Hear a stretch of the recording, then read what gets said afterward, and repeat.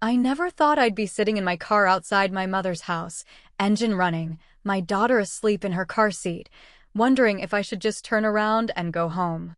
But that's exactly where I found myself 3 weeks ago, on the night of my father's 70th birthday party. Let me back up and tell you how we got here.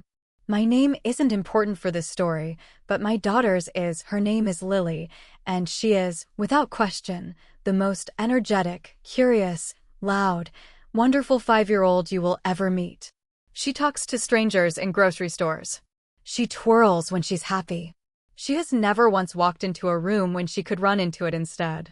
My mother has always found this exhausting.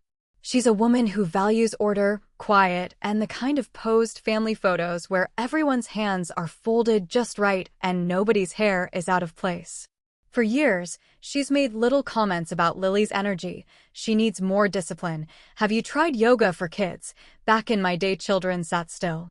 I brushed it off as generational nagging. I never imagined it would turn into an actual ban. 2 weeks before the party, my mother called me. She wanted to go over the guest list, the seating chart, the photographer's schedule. She was treating this milestone birthday like a small wedding, and honestly, good for her. My dad deserves a big celebration. But then she said something that stopped me cold. She said, "I think it might be best if Lily doesn't come this time." I actually laughed, thinking she was joking. She was not joking. She explained, in this calm, rehearsed voice like she'd practiced the speech in the mirror, that Lily is too wild for a formal event, that she's worried about the photographer capturing chaos instead of elegance, and that she didn't want to spend the whole party chasing after a 5-year-old. I asked her if she understood what she was actually saying, that she wanted to exclude her own granddaughter from her son-in-law's father's milestone birthday because she might mess up a photo. She said, and I quote, "I just want a few hours of peace." Is that too much to ask? I hung up the phone shaking. My husband found me in the kitchen, staring at nothing, and when I told him what happened, his face went through about 4 different emotions before landing on quiet fury. We debated it for days. Do we skip the party entirely as a family? Do we hire a babysitter and go without her, essentially caving to my mother's demand? Do we show up anyway, Lily in tow, and let my mother deal with the fallout in front of everyone? Every option felt wrong in its own way. Lily is not a prop or an inconvenience. She is a member of this family, and family events are supposed to include family, wild energy, and all.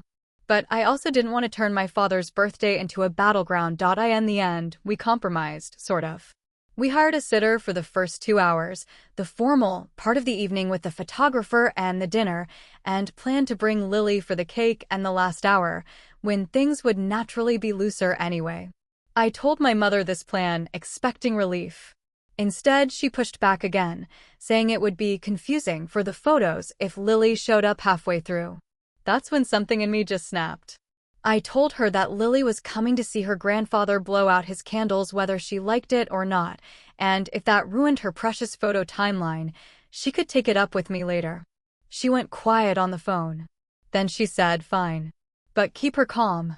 The night of the party, we arrived exactly when we said we would.